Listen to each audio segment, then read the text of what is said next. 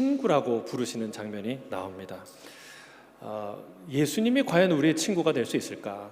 어떤 분들은 이거는 좀 이렇게 하나님에 대한 신성모독적인, 하나님을 너무 우습게 여기는 표현이다. 그래서 감히 우리가 어떻게 하나님의 친구가 되냐? 창조주 하나님이, 구속주 하나님이 어떻게 우리의 친구가 되냐라고, 그건 참남한 말이다 라고 말하시는 분이 있어요. 그래서 그런 가사가 있는 찬송가를 안 부르고, 찬양을 안 부르고, 그런 표현도 안 하시는 분들이 있어요. 일리 있는 말이죠. 인간이 어떤 경우에도 예수님과 동기동창이 될 수 있어요? 없죠. 그럴 수 없습니다. 그래서 항상 우리는 예수님을 나의 주, 나의 하나님, 주님이라고 부릅니다. 무슨 뜻이에요? 주인과 종, 왕과 신하, 왕과 백성의 관계이다라고 우리가 고백하는 것이죠. 자, 그런데 오늘 본문에는요, 아주 명확하게, 분명하게 예수님이 제자들을 향해서 너희는 더 이상 종이 아니다, 나의 친구다 라고 부르신다는 거예요. 참 이게 이 두 가지가 서로 충돌하지 않습니까? 양립할 수 없는 두 이야기가 성경에는 가끔씩 등장해요. 그래서 성경에 이런 말 했다가 또 저런 말 하는 것 같아요. 근데 여러분, 그럴 때 주의를 기울여서 자기의 이해력을 최대한 동원해서 주의 깊게 들어야 될 필요가 있어요. 그러니까 어떤 진리를 설명하는데요, 두 가지가 충돌하는 것 같아요. 예를 들면 하나님이 한 분인데 또 세 분이라는 거예요. 아니, 1과 3이 어떻게 양립할 수 있어요? 같은 말이 될 수 있어요. 예수님이 사람이라는데, 완전한 사람이라는데 또 한편에는 완전한 하나님이시래요. 이게 설명할 수가 없는 그런 이야기죠. 그러나 그런 진술 가운데는 인간의 언어와 인식을 뛰어넘는 굉장히 중요한 진리가 담겨 있다는 거예요. 마치 한류와 난류가 만나는 곳에 엄청난 어장이 형성되잖아요. 아주 맛있는 고기들이, 풍부한 고기들이 있는 것처럼, 여러분, 이렇게 개념과 개념이 충돌하는 듯한, 이 말했다 저 말하는 것 같은 그런 부분에는요, 반드시 우리의 상식을 뛰어넘는 위대한 하나님의 은혜와 진리가 있는 줄로 믿습니다. 오늘도 그런 본문이에요. 자, 먼저 하나님께서 인간을 친구로 언급하시는 구약의 예를 한번 찾아보겠습니다. 창조주 하나님께서 실제로 사람을 친구로 대하는 장면이 나옵니다. 오늘 본문에서 주님이 종과 친구의 차이를 뭐라 그랬어요? 종은 주인이 하는 것을 알지 못하는데 친구는 다 안다. 실제로 하나님이 자기의 비밀을 아브라함과 나누시는 장면을 우리가 보게 됩니다. 자, 창세기 18장 17절 같이 한번 읽어보겠습니다. 창세기 18장 17절 시작. 여호와께서 이르시되 내가 하려는 것을 아브라함에게 숨기겠느냐. 여기 내 친구 가로 열고 가로 닫고 있는데 성경에는 없는 얘기예요. 그러나 문맥상 있는 내용이에요. 이거를요, 이사야서는 이렇게 말합니다. 이사야서 41장 8절 같이 읽겠습니다. 시작. 그러나 나의 종 너 이스라엘아, 내가 택한 야곱아, 나의 벗 아브라함의 자손아. 그러니까 하나님이 아브라함을 뭐라고 그래요? 나의 벗, 나의 친구라고 부르신다는 거예요. 그래서 하나님이 뭘 하냐면, 내가 숨길 게 뭐 있겠느냐? 1급 비밀을 알려줘요. 어떤 비밀이에요? 소돔과 고모라를 심판하실 계획에 대해서 숨김없이 다 낱낱이 알려주십니다. 또 한 사람, 친구처럼 대면한 사람이 있는데 모세입니다. 출애굽기 33장 11절이에요. 같이 읽겠습니다. 33장 11절 시작. 사람이 자기 친구와 이야기함 같이 여호와께서는 모세와 대면하여 말씀하시며. 그러니까 모세를 얼마나 가까이 대하셨는지 알 수 있어요. 아론과 미리암과 아론이 한때는 모세를 대적했어요. 구스 여인과 결혼했다고 그거를 이제 비난하면서 이렇게 대적했어요. 그때 하나님이 모세를 편들면서 이런 얘기를 했습니다. 아니, 모세는 내가 은밀한 말로 하지 않고 여호와의 형상을 항상 보면서, 나를 보면서 대면하여 얘기하는 자인데 너희가 어찌 그를 두려워하지 아니하느냐라고 말씀하세요. 참 대단하죠. 물론 하나님께서 모든 선지자를, 모든 사람을 다 그렇게 대하지는 않으셨어요. 하지만 분명 성경은 한 인간을 친구와 같이 대하시는 하나님에 대하여 증언하고 있다는 거예요. 에녹은 주님과 동행하며 살았고, 엘리야는 죽음을 보지 않고 불병거를 타고 하늘에 올라간 사람이었죠. 또 신약의 그 복음의 핵심 사상이 무엇이냐? 그것은 너희는 더 이상 종이 아니라는 거예요. 따라하겠습니다. 나는 더 이상 종이 아닙니다. 아멘. 죄의 종이 아니고, 돈의 종이 아니고, 세상의 종이 아니고, 그 어떤 것의 종이 아니다. 그게 복음의 핵심 사상이에요. 사도 바울은 갈라디아 교인에게 이렇게 말합니다. 갈라디아서 4장 3절 7절 같이 읽겠습니다. 시작.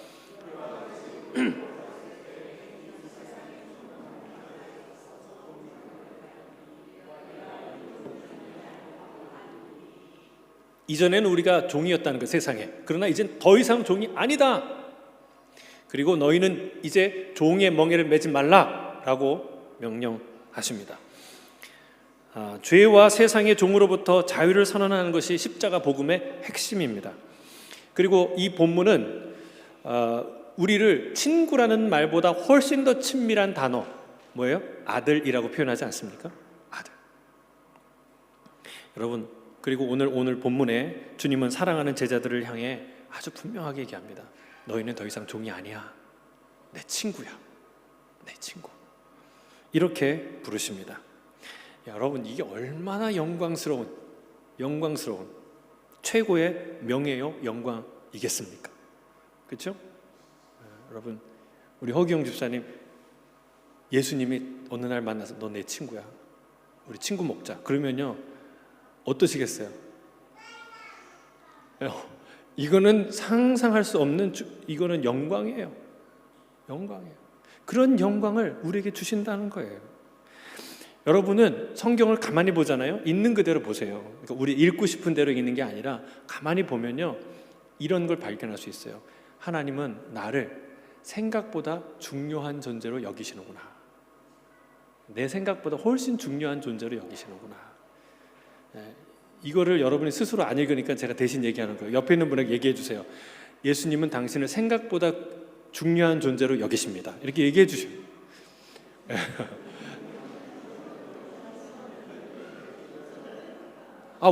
나는 스스로 난 왜 이거밖에 안 되지? 나는 왜 이거밖에 안 되지? 여러분, 그런 생각 얼마나 많이 해요. 근데 성경을 읽어보시면 내가 이런 사람이라고? 어떻게 나를 이렇게 대하시지? 어마어마한 놀라운 이야기를 성경이 우리에게 말하고 있어요. 보여주고 있다는 사실. 그걸 들어야 우리 인생이 바뀌어요. 우리에게 진짜 하늘의 능력이 임해요. 자, 예수님은 실제로 많은 사람들에게 세리와 죄인의 친구라는 별명을 얻었어요. 그 정도로 사람들을 가까이 하셨습니다. 많은 사람들의 친구로 사셨습니다. 여러분, 친구란 누구일까요? 예? 누가 친구예요? 우리 친구 많으신 분, 우리 김수미 권사님 얼마 전에도 친구들 왔다 갔다 하셨잖아요. 한국에서 많이 오시잖아요. 누가 친구입니까? 네? 마음이 통하는 사람. 어떤 분은 밥 사주는 사람, 또 마음이 편한 사람, 얘기 잘하는 사람. 그렇습니다. 근데 오늘 이 성경에 둘도 없는 친구 이야기가 나와요. 예수님이 우리를 친구 삼으시는데 둘도 없는 친구처럼 우리를 대하세요. 만약에 상상해 보세요. 이런 친구가 있어요. 다 알려주는, 자기의 마음, 속마음을 다 숨김없이 알려주는 그런 친구가 있다면, 그러니까 얘기가 통하는 친구죠, 그렇죠? 진심이 통하는. 물론 이 친구가 진심을 얘기한다고 너무 피곤하게 매주알고자 다 얘기해서 피곤하다 이런 분도 있어요. 그런 거 말고 수다스럽다는 얘기가 아니라 자기의 진심을 숨김없이 아낌없이 다 얘기하는, 알려주는 그런 친구, 진실한 친구. 또 두 번째, 다 내어주는 친구. 밥 사주는 정도가 아니라 자기의 모든 것을 다 내어주는, 심지어는 목숨까지 주는 친구, 그런 친구가 있다. 세 번째로, 그래도 모자라서 정말 나를 축복하는, 다 얻었으면, 다 가졌으면 좋겠다, 시기하지 않고 질투하지 않고 정말 나를 끝까지 축복하는 그 친구가 있다면, 여러분, 그 친구는 어떤 친구예요? 둘도 없는 친구예요. 예수님이 우리에게 그런 분이십니다. 오늘 본문에 그 얘기가 나와요. 같이 한번 읽어보겠습니다. 자, 첫 번째로 15장 15절 같이 읽겠습니다. 15장 15절 시작. 이제부터는 너희를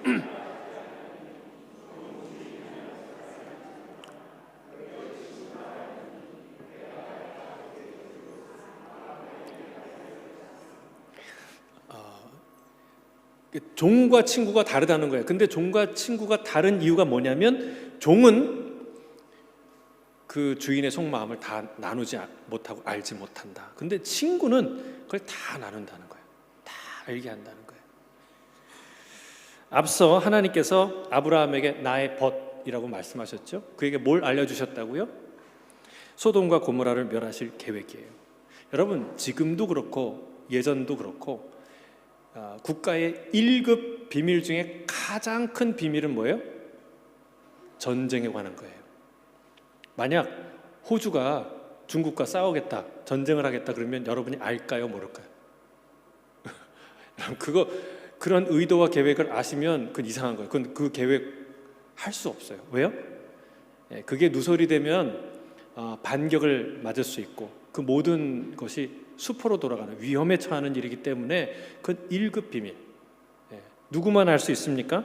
가장 신뢰할 수 있는 소수만, 성공해도 망해도 죽어도 살아도 함께 할 수 있는 어떤 소수의 결단한 사람들만 그 의도와 계획을 공유할 수 있습니다. 아브라함이 하나님께 그런 사람이었다는 거예요. 남김없이 숨김없이 다 말할 수 있는 그런 소수에 해당하는 사람이 바로 아브라함이었다. 성경에 우정하면 떠오르는 커플 있죠. 떠오르는 이 쌍이 있어요. 누구예요? 다윗과 요나단. 그렇죠. 이 둘도 없는 친구였어요. 그들의 우정은 위기 가운데 빛납니다. 사울 왕이 다윗을 죽이려고, 자기를 죽이려고, 처음엔 몰랐어요. 죽이려고 하는지. 좀 정신이 어떻게 됐다 생각했지 자기를 죽이는지 몰랐어요. 그러나 이게 반복이 되니까 아하, 나를 죽이려고 하는구나 라는 걸 깨닫고 그 아들 친구 요나단에 가서 말합니다. 너희 아버지가 나를 죽이려는 것 같아. 요나단이 펄쩍 뜁니다. 그럴 리가 없다. 우리 아빠가 좀 성격이 괴팍해도 그럴 리가 없다. 아버지가 나한테 크고 작은 모든 것을 다 상의하니까 내가 분명히 알 수 있을 거야. 내가 알면 너한테 얘기해 줄게. 다윗이 믿을 수 있어요? 그 말을? 믿기 어렵죠. 왜? 여러분, 가장 거역하기 어려운 게 부정이에요. 아버지, 가족의 정, 그리고 또 왕의 명령이에요. 어떻게 거스르겠어요? 왕이 엄히 명한다면. 그런데 그때 요나단이 뭐라고 맹세합니까? 이렇게 얘기합니다. 내 아버지가 너를 죽이려고 하는 계획을 알았는데도 내가 너한테 말하지 않으면 여호와께서 내게 벌을 내리시고 또 내리시기를 원한다. 맹세를 하죠.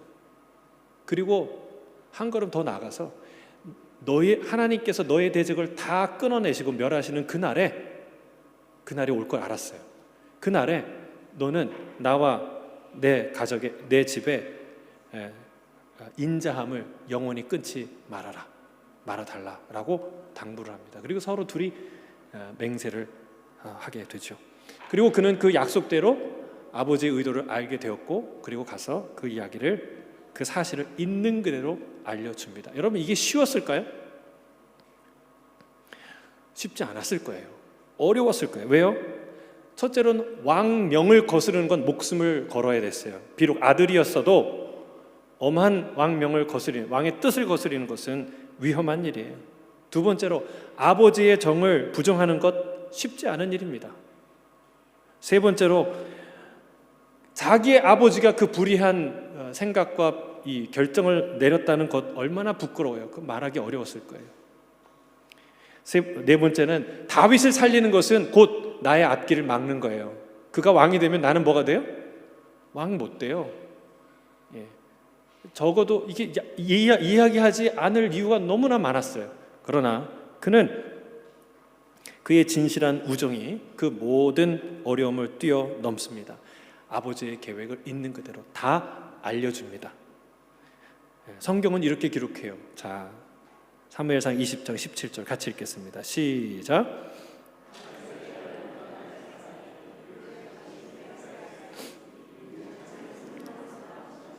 그를 사랑하였다. 뭐를 사랑함 같이? 자기 생명을 사랑함 같이 그를 사랑하였기에 이 일을 했다. 이게 우정이요, 사랑의 핵심이에요. 있는 그대로 자기의 비밀을 다 알려주는. 여러분, 예수님은 제자들에게 그렇게 행하셨습니다. 다 알려주셨습니다. 왜 이 땅에 오셨는지, 무엇을 지금 하려고 하는지, 앞으로 어떤 일이 일어날 것인지, 자신이 누구인지, 아버지로부터 받은 말씀이 무엇인지 남김없이 다 제자들에게 알려주셨습니다. 심지어 제자 베드로가 오늘 밤 3번 나를 부인할 것까지 알려주십니다. 그리고 그가 어떤 순교를 할 것까지도 알려주십니다. 사랑하는 성도 여러분, 주님은 오늘 우리에게 부지런히 알려주시는 줄 믿습니다. 성경을 통해서, 성령을 통해서, 이 선포된 말씀을 통해서 계속해서 말씀한다는 거예요. 모른다고, 모르겠다고 하는 것은 우리의 변명이에요. 여러분, 그럴 때가 있잖아요. 별로 통화하고 싶지 않을 때 분명히 소리는 들리는데 안 들려. 그래. 근데 딱 끊는 거예요. 하나님하고는 거예요. 하나님 막 말씀하시는데 안 들리거든요. 좀 알아듣게 얘기해 보세요. 그리고 끊어버리는 거예요. 그럼 하나님 오늘도 말씀하신다고요. 부지런히 말씀하신다고요. 근데 안 들린다고 자꾸 말하는 거예요. 성경은요, 이 성경에는 엄청난 얘기들이 들어가 있어요. 어마어마한 이야기가 들어가 있어요. 엄청난 영적 비밀이 담겨 있어요. 하나님이 우리를 얼마나 사랑하시는지, 앞으로 이 역사의 종말에 어떤 엄청난 일이 벌어질 것인지, 그 이후에 영원한 세계가, 그 영광의 세계가 어떻게 도래할 것인지, 그리고 그 놀라운 현장에 얼마나 여러분과 당신과 함께 간절히 하고 싶은지 그 마음이 이 성경에 구구절절히 담겨져 있다는 사실입니다. 주님이 얼마나 우리를 사랑하시는지 여러분 들어보셨어요? 기억하세요? 성경이 이렇게 말씀하십니다. 자, 스바냐 3장 17절이에요. 우리 같이 읽겠습니다. 스바냐 3장 17절 읽겠습니다. 시작. 너희 하나님 여호와가 너희 가운데 계시니 그는 구원을 베푸실 전능자이시라. 그가 너로 말미암아 기쁨을 이기지 못하시며 너를 잠잠히 사랑하시며 너로 말미암아 즐거이 부르며 기뻐하시리라. 이거 띄워놓으세요. 여러분 보세요. 잊어버릴까 봐 잘 보세요. 하나님이 나로 인하여 뭘 이기지 못한다고요? 여러분, 이 감정 언제 경험해 보셨어요? 누군가로 인해서 그 기쁨을 이기지 못하는 그 마음, 그 사랑이죠. 그리고 잠잠히 사랑한대요. 잠잠히 보면서 흐뭇한 미소로 우리를 바라보신다는 거예요. 그리고 뭐예요? 나로 말미암아 즐거이 부르며 기뻐하신다. 할렐루야. 여러분, 이보다 더 어떻게 명확하게 자기의 사랑을 진실하게 말할 수 있겠습니까? 여러분, 마음을 감추는 건 하나님이 아니라 우리 자신이에요. 주님의 속마음은 숨김없이 드러나 있습니다.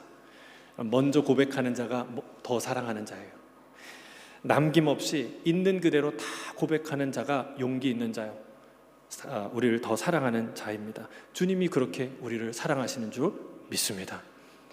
예수님이 제자를 그렇게 사랑하셨고 예수님이 오늘 저와 당신을, 여러분을 그렇게 사랑하신 줄 믿습니다. 어떻게요? 모든 것을 다 알려줄 만큼 그렇게 사랑하신다.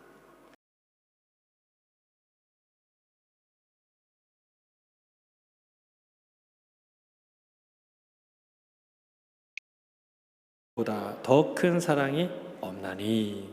자, 친구를 위하여 자기 목숨을 버리는 것은 뭘 뜻하는 거예요? 예수님이 우리를 위하여, 자기의 친구 된 제자들을 위하여 십자가에 죽으신 그 죽으심을 말하는 것입니다. 그게 가장 큰 사랑이라는 거예요. 목숨을 버리기까지 하는 사랑. 얼마나 대단한 사랑이겠습니까? 사랑하는 자의 특징이 있는데 뭐 여러 가지 특징이 있죠. 근데 정말 사랑하면요, 이렇게 이런 마음이 생겨. 어떤 마음이? 주고 싶은 거 자꾸.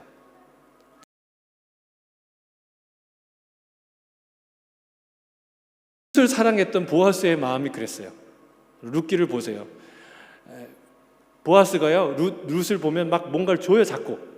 여기서 그 줍게 하고 막 그 이삭도 막 일부러 뿌려주고, 그 다음에 뭐 떡도 같이 이렇게 찍어서 초에 찍어서 막 건네주고, 그리고 그냥 돌아가지 말라고 이 품에다가 막 이렇게 보리를 막 퍼주고, 그런 걸 볼 수 있어요. 막 주고 싶은, 참 사랑하는구나. 그리고 그 다 주고 나서도 아까워하지 않아요. 그게 사랑하는 사람의 특징이라는 것이죠. 더 주고 싶은 거예요. 요나단이 다윗을 그렇게 사랑했어요. 여러분, 요나단이 뭘 준 줄 아세요? 그냥 격려와 뭐 이렇게 밥 사주는 정도가 아니에요. 뭘 줬냐면 자기의 겉옷을 줬어요. 그리고 자기의 군복도 줬어요. 그리고 자기의 칼을 줬어요. 그리고 활과 띠까지 줬어요. 여러분, 이게 다 뭘 상징해요? 그 당시에는 이 성경의 그 기록을 보면 그 당시에 철을 다룰 수 있는 대장장이가 없는 거예요. 철기 시대가 아니라 청동기 시대인 거예요, 그때. 그래갖고 이 철을 벼리려면 저기 블레셋 마을까지 가서 하고 와야 되는 시대였어요. 그러니까 이 왕과 왕자 딱 두 사람만 그 칼을 갖고 있었던 거예요. 근데 그 칼을, 그 첨단 무기를 주는데 여러분, 얼마나 대단한 거예요. 그리고 그게 단지 무기입니까? 한 나라의 왕권, 차기 대권 주자인, 그것을 신분을 상징하는 그런 이 물건 아닙니까? 그거를 주는 거예요. 요나단이 그냥 성품이 좋아서 막 보는 사람마다 이것 주고 저것 주고 막 줍니까? 그래서 준 거예요? 아니에요. 여러분, 진짜 사랑하니까, 자기 생명처럼 사랑하기 때문에 남김없이, 아낌없이 주었다는 사실입니다. 여러분, 예수님이 다윗에게는 요나단이 있었다면 우리에게는 예수님이 계십니다. 다윗 부러워하지 마세요. 서운해하지 마세요. 나도 요나단 같은 친구 있었으면. 요나단보다 훨씬 더 좋은 친구 있어요. 예수님이 우리에게 계십니다. 예수님은 우리에게 뭘 주십니까? 이것 저것 그것 많은 것을 줄 거예요. 하루 종일 우리가 얘기해도 돼요. 그러나 이 한 가지 얘기하면 다 끝나요. 뭐예요? 그분은 우리에게 생명을 주십니다. 여러분, 이게 놀라운 거예요.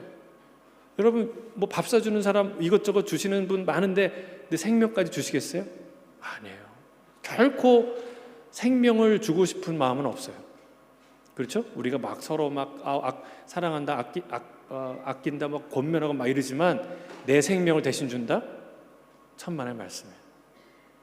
근데 주님은 우리에게 생명을 주십니다. 생명을 준다는 것은 그가 갖고 있는 것 중에 가장 귀한 것을 준다는 뜻이에요. 아니, 더 나아가서 그가 갖고 있는 모든 것을 주신다는 뜻이에요. 죽으면 무슨 소용이 있겠습니까? 그렇죠? 자기의 갖고 있는 전부를 준다는 거예요. 생명을 준다는 사실은. 여러분, 생명을 주시는 분이 우리에게 무엇을 더 아끼시겠습니까? 자, 그런 친구로 오신다. 자, 세 번째, 첫째는 다 알려주시는, 두 번째는 다 내어주시는 분, 세 번째는 뭐예요? 다 얻게 하려고 하시는 분. 자, 16절 읽겠습니다. 16절 시작. 너희가 나를 택한 것이 아니요 내가 너희를 택하여 세웠나니 이는 너희로 가서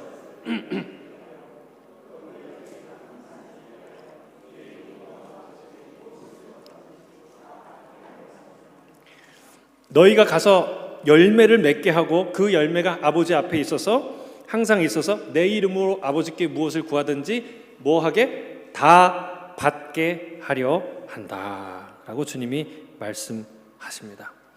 주님은 이 땅에 양으로 생명을 얻게 하고 더 풍성히 얻게 하려고 오셨습니다. 그게 주님의 목적이에요. 그래서 주님은 우리가 더 복된 것, 더 많은 것을 얻길 바라고 누리기를 원하십니다. 주님은 우리가 진실로 더 행복해지시기를 원하고 더 건강하기를, 더 성숙하기를, 더 풍성하기를, 더 자유로운 삶을 누리기를 간절히 원하시는 줄 믿습니다. 너 그 정도면 됐지, 뭘 더 바래. 절대로 이런 분이 아니에요. 그 정도 줬으면 내가 아깝지. 이게 절대로 그런 분이 아니에요. 더 많은 것을 주기를 원하시는 분이 우리 하나님이에요. 그 예수님의 마음이 여기에 나타나 있어요. 우리가 착각해요. 하나님은 잘 안 주시려고 하는 인색한 분으로. 그 달란트 비유 때 한 달란트 받은 자가 뭐라 그랬어요? 당신은 마음이 굳은 자라. 그렇죠? 없는 데서 해치고 뭐 아무튼 그렇게 표현하잖아요. 그거는 죄인의 특징이에요. 하나님에 대한 이해가 부족해요. 하나님은 풍성하신 분이에요. 마음이. 여러분 생각해 보세요. 우리가 하나님께 간절히 원하는 것이 더 좋을까요? 하나님이 우리에게 간절히 주고자 하는 그것이 더 좋을까요? 뭐가 더 좋을까요? 생각해 보세요. 후자가 훨씬 좋은 거예요. 비교할 수 없이 좋은 거예요. 우리가 구하는 거는요, 좀 더 넓은 집이에요. 좀 더 좋은 차예요. 예? 조금 더 많은 연봉이에요. 그런데 하나님이 우리에게 주고자 하는 것은 그것과 비교할 수 없는 거예요. 하나님의 나라를 주고자 하는 거예요. 그 나라를 상속받을 예수 그리스도와 함께 너희가 나의 나라를, 이 위대한 나라를 다 상속받기를 원한다. 별로 감동이 없으신 것 같네요. 여러분, 그건 집 한 채를 받는 정도가 아니라니까요. 저 시드니의 이 해변에 수십만 불이 아니죠. 수백만, 수천만. 그런 집 몇 채보다 비교할 수 없는 게 하나님의 나라를 상속받는 일이에요. 할렐루야. 우리는 하나님에 대해 너무 작은 기대를 갖고 있어요. 하나님은 우리에게 너무나 큰 축복의 마음으로 날마다 우리에게 다가오신다는 사실입니다. 주님은 우리의 성공에 절대로 배합하지 않습니다. 무엇인가 주시고 후회하시는 분이 아닙니다. 정말 잘 되기를 바라십니다. 그런 마음 가진 자가 진짜 좋은 친구예요. 둘도 없는 친구예요. 우리가 고만고만할 때는 막 서로 친하는데 이 친구가 갑자기 잘 됐어요. 막 부동산이 막 천정부지로 오르고 막 주가가 오르고 막 엄청난 인기와 부를 누려요. 그러면 어떻게 될까요? 그 친구 관계 유지하기가 쉬울까요? 어려울까요? 어려워요. 우리의 사회에서는. 근데 우리 주님은 그렇지 않아요. 우리가 잘 되면 잘 될수록 기뻐하시는 분이 우리 하나님이에요. 그런 좋은 친구가 우리 예수님이라는 사실을 성경이 보여주고 있어요. 다 받게 하려 합니다. 여러분 다 받으시길 바랍니다. 여기 이 정도면 됐지, 뭘 더 바래. 여러분 그 이상의 삶이 예비되어 있고 주님이 주실 수 있다는 거예요. 여러분 그것을 꿈꾸시고 기대하시길 주의 이름으로 축복합니다. 그것을 받아 누리시기를 주의 이름으로 축복합니다. 그게 예수님의 마음이에요. 다 알게 하시고 다 내어주시고 더 얻게 하시기를 원하시는 마음이 우리 예수님의 마음이다. 얼마나 좋은 친구입니다. 이런 친구 두셨어요? 이보다 더 좋은 친구 여러분 아세요? 여러분 그분이 우리 예수님이시라는 거예요. 자, 근데 다만 한 가지 그 예수님이 우리에게 원하시는 게 있어요. 뭐냐면 열매입니다. 열매. 또 어떤 분이 이런 얘기를 하면 그러면 그렇지. 하나님이 공짜로 주실 리가 없지. 이렇게 생각하시는 분이 계실 때 그건 잘못된 생각이에요. 악한 생각이에요. 여러분 1년 동안 농사를 열심히 지은 농부가 열매를 기대하는 것은 부당한 거예요? 당연한 거예요? 당연한 거예요.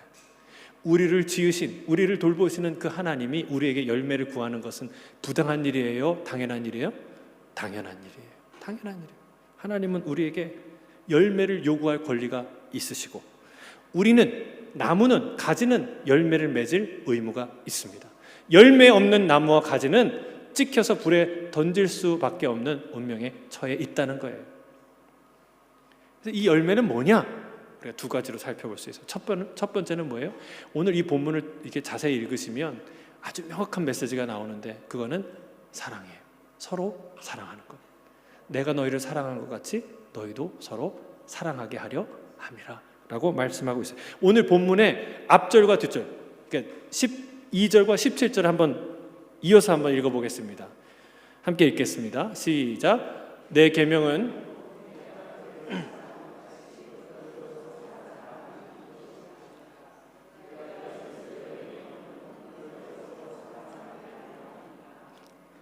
아멘. 우리가 국어 시간에 이런 걸 수미 쌍관이라고 하죠. 앞머리하고 뒷머리하고 연결된 주제가 분명한 얘기예요. 주님이 우리에게 아주 명확하게 요구하시는 열매가 있는데 그것은 사랑이라는 거예요. 서로 사랑하라. 이 스피커는요, 소리를 내는 게 목적이에요. 그렇죠? 선풍기는 바람을 일으키는 게 목적이에요. 자동차는 달리는 게 목적이에요. 그 목적을 안 하면 그 고장 난 거예요. 쓸모없는 거예요. 사람은 무엇하기 위해 창조하셨습니까? 사랑하라고 창조하셨어요. 사람은 사랑하는 존재예요. 근데 그 기능을 상실했죠. 사랑이 제일 어렵게 됐죠. 여러분, 우리 인생의 진짜 열매는 부나 명성이 아니라는 거예요. 여러분 다 이민사회에서 최선을 다해 사시는 분인 줄 압니다. 정말 땀 흘려 최선을 다해 사시잖아요.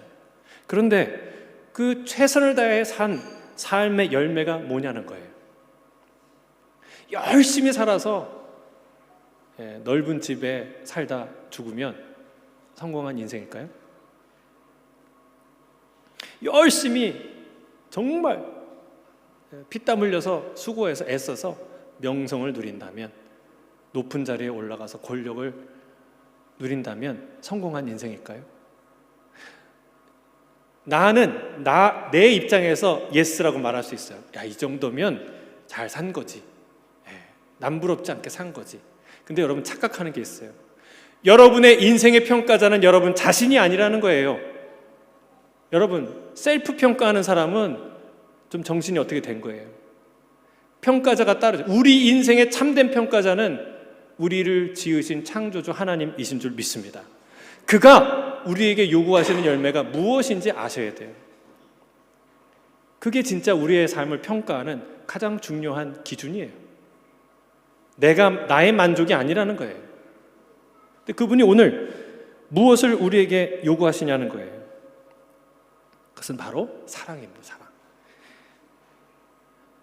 내가 너희를 사랑한 것 같이 너희도 서로 사랑하라. 근데 이 사랑은요, 두 가지 동전의 양면처럼 얼굴을 갖고 있는데 그것은 하나님 사랑, 이웃 사랑이에요. 이 두 가지는 뗄 수 없어요. 함께 연결된 한 가지의 사랑이에요.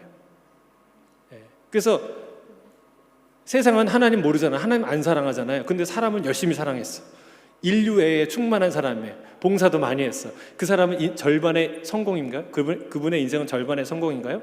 그렇지 않습니다. 여러분, 사과를 딱 누가 이렇게 주는데 우리 윤 장로님 매일 아침 그 청과 거기 가잖아요. 사과를 앞면은 진짜 특상품이야. 앞면 너무 완벽해. 근데 뒷면을 딱 돌렸더니 뒷면은 다 썩었어. 그럼 그 사과를 사시겠어요? 그걸 누가 주시겠어요? 팔 수 있겠어요? 여러분 먹으라면 먹겠어요? 아니죠. 벌레 하나가 먹어도 여러분 못 먹어요. 안 먹어요. 예? 다 거부해요. 여러분, 하나님을 사랑하는 그 사랑이 아니고서는 진정한 이웃 사랑에 이를 수 없다는 거예요. 그리고 하나님 사랑한다고 얘기하는 진정한 이웃 사랑까지 가지 않는 하나님 사랑은 자기를 속이는 위선일 수 있다는 거예요. 그래서 하나님은 진짜 열매를 원하세요. 사랑의 열매. 그 열매를 우리에게 구하신다는 사실이죠.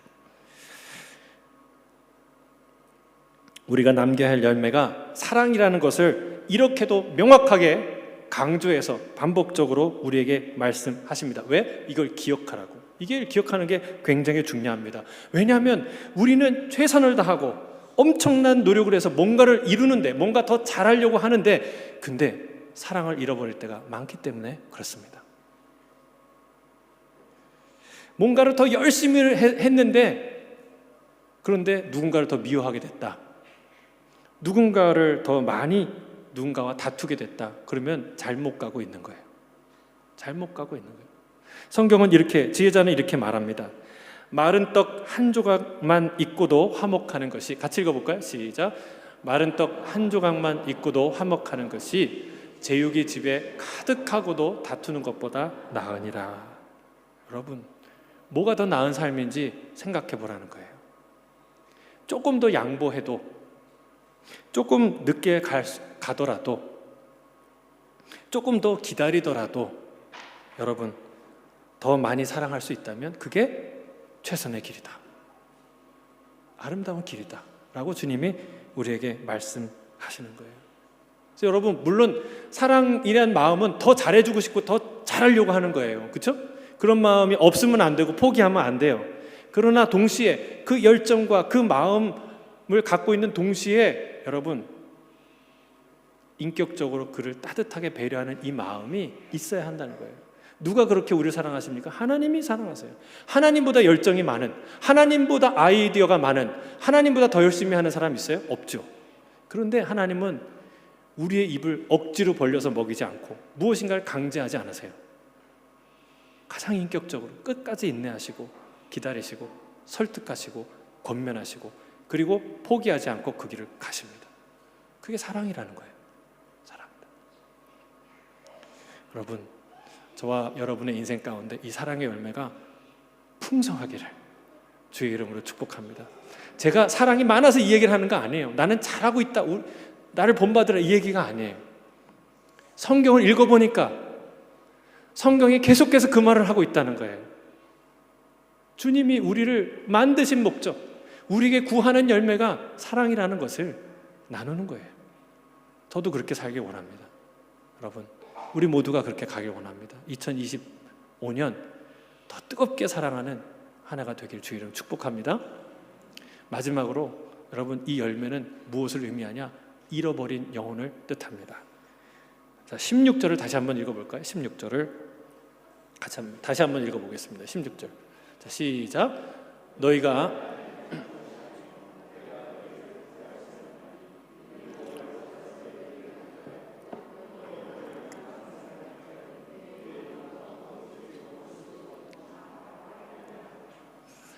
주님이 우리를 택하신 목적에 대해서 말씀하시는데 이는 너희로 가서 열매를 맺게 하고 라고 말씀하십니다.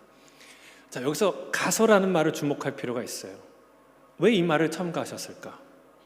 여러분, 이 가서라는 말은 헬라어로 휘파고라는 말인데 이것은 그러니까 왼쪽에서 오른쪽으로 옮긴다, 뭐 집에서 집 밖으로 나간다, 이 정도의 뜻이 아니라 멀리 여행을 가다, 떠나다, 그리고 심지어는 죽다, 이런 뜻까지 있어요. 그러니까 멀리 가는 여행을 말하는 거예요. 근데 왜 이 말씀을 하셨을까? 이것은 제자들의 부르심, 그들의 소명, 그리고 사명에 관한 말씀인 것을 알 수 있습니다. 주님이 제자들을 부르실 때 뭐라고 얘기했어요? 나를 따라 오너라, 내가 너희로 사람 낚는 어부가 되게 하리라 말씀하셨어요. 그 주님께서 십자가에 죽으시고 부활하신 이후에 승천할 때 마지막으로 우리에게 남긴 명령이 뭐예요? 그러므로 너희는 가서 모든 민족으로 제자를 삼아. 여러분, 이 말씀에 순종하지 않았다면 오늘날의 대한민국은 존재하지 않았을 거예요. 100년 전에 갈 수 없는, 가기 힘든 그 조선 땅에 수많은 젊은 영재, 수재, 인재, 하나님을 사랑했던, 예수 그리스도를 사랑했던 그분의 친구들이 이 땅을 밟았어요. 가서. 여러분, 그래서 오늘날 우리는 이런 놀라운 열매를, 축복을 다 받아 누리는 거 아니겠습니까? 여러분, 주님이 잃어버린 한 영혼을 찾기 위해 이 땅에 오셨어요. 그리고 이 땅에 계실 때 하신 일이 바로 그런 일입니다. 그리고 주님이 그게 얼마나 중요한 일인지 이렇게 가르쳐 주셨어요. 한 잃어버린 영혼이 돌아오는 것이 천국에서, 하늘에서 회개할 것 없는 의인 99명이 기뻐하는 것보다 훨씬 더 기뻐. 그들로 인한 기쁨보다 훨씬 더 기쁜 일이다라고 말씀하셨어요. 여러분 이게 상상을 좀 해보세요. 여기 지금 99명 있나요? 근데 여기에 하늘에 이런 예배를 드리는데 여기에 제일 앞에 모세가 앉아 있어요. 옆에 욥이 앉아 있어요. 옆에 요셉이 있어요. 다윗, 그 뒤에는 다윗이 있어요. 그 뒤에는 에스더가 있어요. 이런 사람이 100명이 앉아 있는가? 99명이 별로 안 놀라시는데? 여러분 그런 모임이 얼마나 대단한 모임이겠어요. 근데 그 모임에 하나님이 얼마나 기쁘시겠어요. 그런 의인들을 함께하는 게. 그들의 대화, 그들의 찬양, 그들의 교제가 얼마나 기쁘시겠어요. 그런데 그들로 인한 기쁨보다 한 잃어버린 영혼이 돌아오는 것은 비교할 수 없이 더 기쁜 일이다 라고 예수님이 우리에게 가르쳐 주셨습니다. 얼마나 놀라운 얘기예요. 그래서 여러분 우리는 오늘 설교 마지막으로 얘기를 합니다. 다음 주에 특별한 초대를 앞두고 있습니다. 우리가 원하는 것은 행사가 아니라 전도입니다. 생명의 구원입니다. 우리가 원하는 것은 경쟁이 아니라 사랑입니다. 여러분 단순히 따뜻한 밥 한 끼 주는 게 아니라 하늘의 양식, 영원한 생명이신 예수 그리스도를 전하는 것입니다. 그것을 위해 우리가 다 최선을 다할 거예요. 그렇죠? 아멘이시죠? 최선을 다하고 계시죠? 아멘이죠. 일주일 시간이 있으니까 최선을 다하시길 바랍니다. 우리가 최선을 다할 것입니다. 천사기도 하세요. 매일 아침 저녁으로. 그게 중요합니다. 그리고 여러분 다음 주에 가장 예쁜 옷, 멋있는 옷 입고 오세요. 패션쇼 하라는 얘기가 아니라 맞이할 한 영혼을 정중하게 맞이할 옷을 입고 오라는 거예요. 그 예복을 입고 오라는 거예요. 그리고 여러분의 얼굴에는 세상 그 어디에도 없는 정말 따뜻한 미소를 장착하시기 바랍니다. 다음 주에 인상 쓰고 오시는 분은 한 분도 없게 되길 바랍니다. 그리고 여러분의 입술에는 정말 따뜻하고 친절한 그런 말로 채우시길 바랍니다. 그리고 여러분의 가슴에는, 우리의 영혼에는 한 영혼을, 잃어버린 영혼을 간절히 사랑하는 그 예수님의 마음으로 채우고 오시기를 주의 이름으로 축복합니다.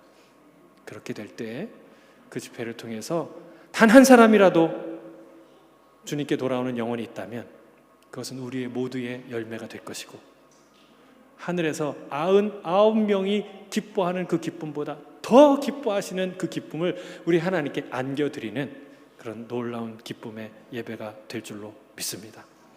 아멘. 할렐루야. 기도하겠습니다.